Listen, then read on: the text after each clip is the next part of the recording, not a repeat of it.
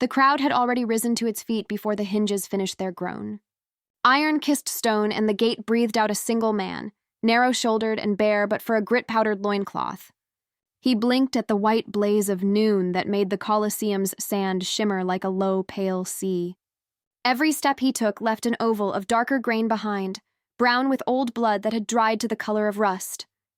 Far across the ellipse, another gate lifted, as if the amphitheater itself were inhaling, and a lion slid from shadow into sun. The beast paused, head high, mane rayed with light, and found the only moving thing in the world. Above them, the emperor raised a hand as casual as a man dropping a fig into his mouth. Then he let it fall, a hiss of collective breath braided with the first roar. 10, 20, 50,000 faces leaned inward. Vendors stopped shouting. Even the pigeons on the highest cornice seemed to crouch inside their feathers. Rome was watching, and when Rome watched, it believed it was most itself, golden, terrible, justified. Later, when the man's shadow had been scuffed into the sand and dragged away, when the crews had raked the arena smooth, when new perfume drifted from the imperial box to drown the iron smell below, a philosopher would walk out under the arches and try to steady his hands. "I came away," he would write that night, "more greedy, more ambitious, more voluptuous, more cruel." He would still go again. They all would. Justice had learned the steps of theater, and theater wore the mask of religion, and the three together danced so beautifully that no one wanted the music to stop. On high days and holy days, on days when the Tiber smelled of algae and on days when the north wind scoured the sky clean, the gates opened and closed with the rhythm of a heartbeat. The Romans called the shows ludi, games, but the word was too small for all the hours they contained. Morning began soft like a flute. Beast shows and tricks, hunters dodging horns, panthers slipping from painted groves that had been hauled up from the cellars by winch and sweat. Midday grew hard, like a drum. Sentencing and spectacle, bodies offered up to the thirst of the crowd. Afternoon arrived like a trumpet. Men with names, men with schools and patrons, men who were trained to die beautifully and sometimes refused. One emperor loved myth more than mercy. He dressed a trembling thief as Icarus and ordered wings fixed to his arms. The man climbed, shaking, to the platform where swallows liked to rest. He leapt into a silence so complete that the scrape of his ankle against the edge could be heard in the upper rows. The wings held nothing but air.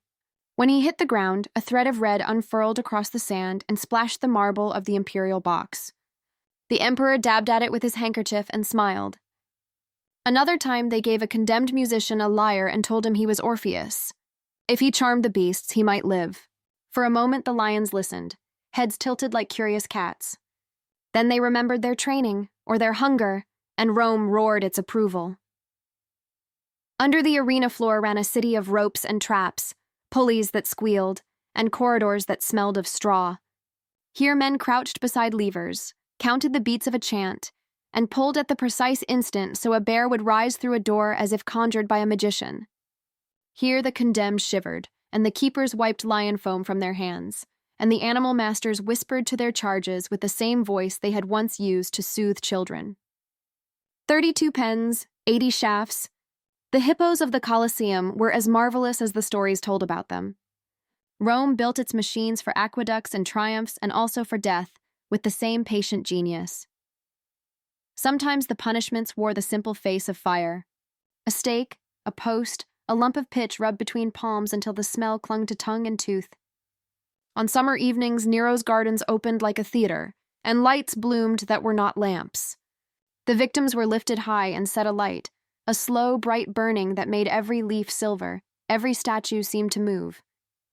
He drove his chariot among them, pointing out interesting details, as a host might show off his new mosaics. Even Rome, so accustomed to discipline turned into beauty, felt something twist in its gut. Pity, said one historian, not because the victims were innocent, but because the pain pleased one man more than it served the state. The same city that hanged lamps from men's bodies also kept a sacred fire that must never be allowed to go out. When a Vestal broke her vow, the executioners pretended a scruple. They would not lay hands on her directly. Instead, they dressed her for a wedding to death, hooded her like a falcon, and carried her beyond the wall to a tiny room under the earth. There was a bed, a lamp, a little bread and water, enough to persuade the gods that no human had killed her. The ladder creaked. Her hem snagged on the rung.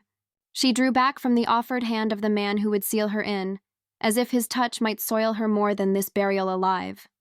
She went down into shadow and silence. Somewhere, a Senate decree was entered into a book. Above, at street level, a baker's boy whistled as he shouldered his trays. The army had its own theology. A line of men stood with their cudgels raised, and the guilty walked between them into a rain of wood and stone. It was called fustuarium, the sacrament of the club. A soldier who had dropped his shield, who had slept at his post, who had been late to return, he might survive battle, and yet his comrades would kill him and then refuse his corpse a place in their homes. "The lesson," muttered an old centurion, "prints deeper when you learn it with your hands." Once, when panic ate a cohort and the cohort ran, a consul ordered decimation, lots drawn in knuckles, breath catching in every throat while the fate of each group of 10 trembled between thumb and forefinger. 9 were executioners, 1 was not. All would remember. Afterward, the survivors camped without walls, ate barley instead of wheat, and wore the look of men who sleep with a nightmare curled beneath their ribs. Crushing had a theology, too. Stones lifted one by one from a heap and nested upon a ribcage until the ribs sang. Elephants taught to listen for a handler's whistle and put a massive foot down gently first, then with more weight, then with all of it. In another age, those same elephants had pushed towers through enemy ranks. Now they stepped upon the enemies of order. People said that once an elephant recognized the man beneath its lifted foot as the keeper who had known it in youth, the great head tossed, and the trunk cried, and the beast refused. The emperor's jaw tightened. The crowd, who had come for a certain outcome, had to rewrite its appetite in a hurry. Rome could be grand in its cruelty and intimate in it. The sack waited for the killer of a parent. Leather that stank of tannin and damp, a dog's frantic hot breath, the rope rasping under a sailor's fingers as they heaved the moving bundle over the side. The water closed. Silence took it and did not return it. The old jurists wrote about it with clean ink and steady strokes, explaining the philosophy. A man who breaks the first bond should be denied all bonds: earth, air, fire, water, and the open sky. In places where monkeys could not be found, wolves would serve. A substitution clause in a law book somewhere, neat as a recipe. The Persians had left a gift, a slow death in boats that were not quite boats. The condemned lay between 2 hollow shells, face bare to the sun. Honey smeared feathered with flies. Milk and more milk forced down until the belly rebelled. Then time, which in Rome could be a torrent, became a pond with no wind on it. 17 days, one historian wrote. A number that seems invented until one imagines the sun under a helmet and the insects under the eyelids and the days stitched together like poor seamstress work. You might wish to confess anything for a quicker end. That was the point. There were other fires besides the ones in gardens. A bronze bull with a door in its flank, a grate warmed first to kindness and then to cruelty, an iron chair that slowly reddened under a modest hearth. The crowd liked its mimed mercy nearly as well as its real kind. The tormentors were artisans, adjusting the fuel, smiling as they explained their technique the way a baker explains how to make loaves crusty and soft at once. When a judge pronounced the ultimate penalty, he meant the tidy Latinity of a phrase whose edges were hot enough to blister. As for the cliff on the Capitoline, the Tarpeian rock plunged with a view. If you climbed high enough beforehand, you could admire the forum's geometry, the secret lines that joined temple to basilica to curia. Romans loved heights and hated betrayal, and this was the place where those two feelings shared a bed. Men who had once been trailed by trumpets went over the edge and met the smaller, crueler trumpeting of their own bones. The people watching knew the story they had told their children, how a girl had been promised the bracelets on the arms of foreign soldiers and got the weight of their shields instead. Her name clung to the stone like lichen. All of Rome's punishments were language. Crucifixion spoke fluently. The condemned carried his crossbeam through streets that whispered and spat. He saw laundry hanging, children staring open-mouthed, a dog trotting with a scrap of something in its teeth. The executioners were professionals. They knew where to place the iron to pin without killing, how to wedge a small plank beneath the buttocks so the body would not sag too soon into the mercy of suffocation. They were like those stewards of the games who could keep a chariot race interesting to the last lap. After a slave uprising was burned out of the hills, a road south from the city learned a new kind of mile marker. Men whose names were already dust in their mouths, raised at regular intervals. dying slowly with a precision that almost counted as a counting. Once in a while, the crowd refused the script. An elephant insisted on remembering. A victim turned and spoke words the audience did not expect. Simple, stubborn words. And some of those listening found something unsteady inside themselves. A scholar, years later, would look up from an inscription and realize that the emperor's name had been carefully erased, only to leave a palimpsest so visible that silence itself had become a monument. "I shall not wholly die," a poet had boasted. The Senate had invented a way to answer him. "You shall, or we will try." The memory killers did their work with chisel and mallet. Names crackled away from stone. Faces were pried off statues and replaced with newer, more flattering faces. Coins were melted to remove the undeserving from the hands of merchants and prostitutes. It almost worked. But the gaps themselves began to talk. Children asked their fathers why there was a blank space where letters used to be. The father said, "Shh," and the children kept looking. After an ambitious soldier fell, men pulled down his likenesses with ropes and clubs, and the roar that rose from the form tasted like vengeance and also like fear. Memory's erasure left a bruise in the shape of what it had erased. War sharpened the knife edge on every penalty. In a bad year, the Rhine steamed with rain, and legions grumbled in their tents, and a golden boy with soft hands threatened decimation and then, clever, let the anger of the loyal fall upon the ringleaders. The blood that spattered those tunics had a more convincing color than any speech. In a worse year, a second emperor elsewhere cut a different knot. Armor off, tunics only, prove yourselves in a charge, and I will not count to 10.